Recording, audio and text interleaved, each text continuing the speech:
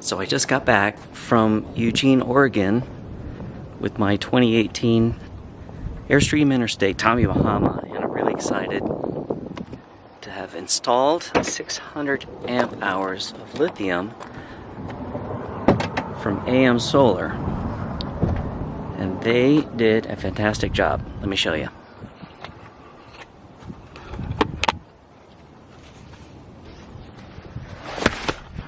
I had them install it under the seat, and there's 3 200 amp hour batteries all strapped together down onto the floor. There's a bracket, 2 brackets to keep it from moving side to side. Large battery disconnect switch back there, and we got the Victron 300 watt inverter, which is fantastic. This thing will, if we're hooked to 15 amp service, it will supplement the AC loads with the battery if we draw more than 15 amps.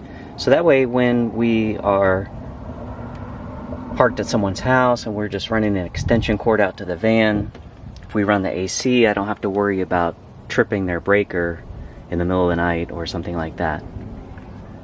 So this thing, among other things, is a really cool inverter. So now let's go up to the front and show you where they installed the rest of the components.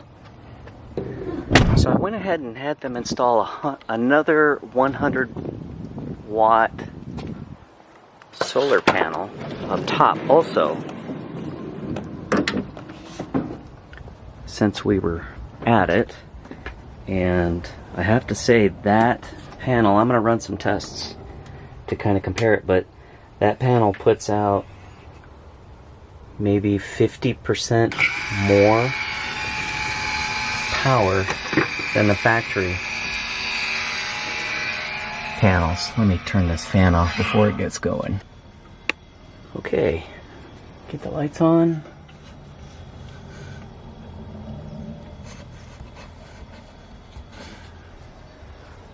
So like I said, this is the Tommy Bahama GT model.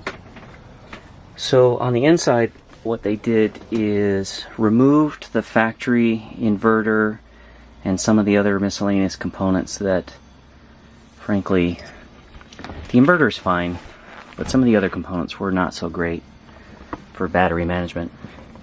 And they installed the solar controller right down here, and a couple other components for making the chassis alternator compatible with the lithium system. So the alternator does charge the lithium system, but with a caveat that AM Solar told me it probably will not get beyond about 80%, because I guess the factory alternator doesn't put out enough amperage to bring it all the way up, but the solar should top it up most of the way, and I have so much excess capacity that I expect to be fine until I get someplace and plug in. I should be able to go quite some time. So let me show you. They mounted the panels up in the locker above the driver's side jump seat. And let's see if we can get the camera up so you can see these.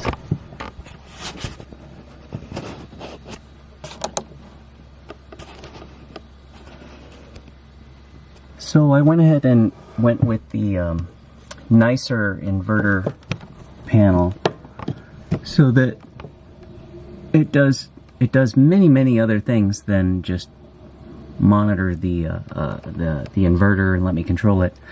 One of the big selling factors was that it allows AM Solar to log into my system if I need them to diagnose any issues I might be having, should that ever happen. So as you can see here, this is the solar. We're currently generating 173 watts from both the factory panels and the new 100-watt panel that they added. You can see the direction of flow is going into the batteries, and currently we're drawing 173 watts of DC power. So really we're producing enough solar for the current DC loads, which right now are I have all the lights on, I have the refrigerator running, and well, who knows what else. Currently 0 on AC, so let's start the air conditioner. I'm not on shore power, so this is kind of the reason I went with lithium, is so that I could draw high loads from things like the air conditioner. Let's see. Come over here.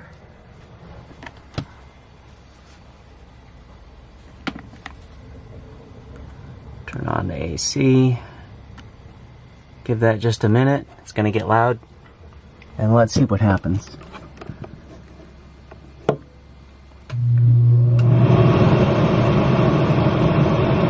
You can see our AC load has jumped up. It'll jump up again when the compressor starts. There it goes.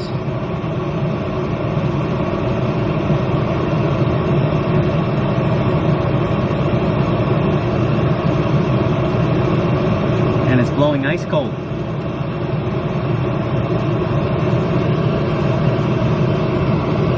The battery monitor is mounted up above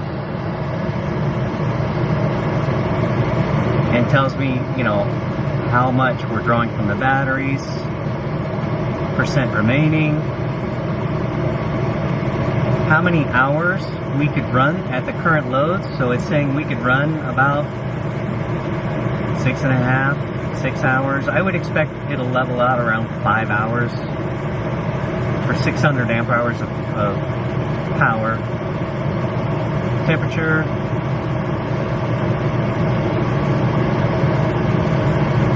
let me turn off the AC.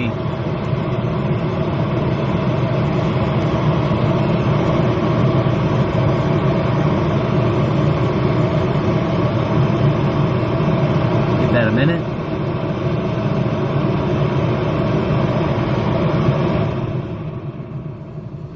Our AC loads should drop down to 0, and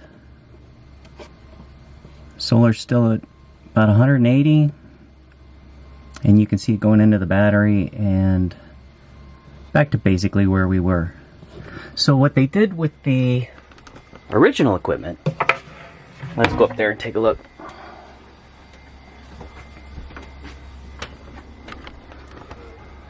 So the original equipment is up here. The Firefly system still works. You can still see the house and chassis battery. They said this is actually not very accurate, but it does still work.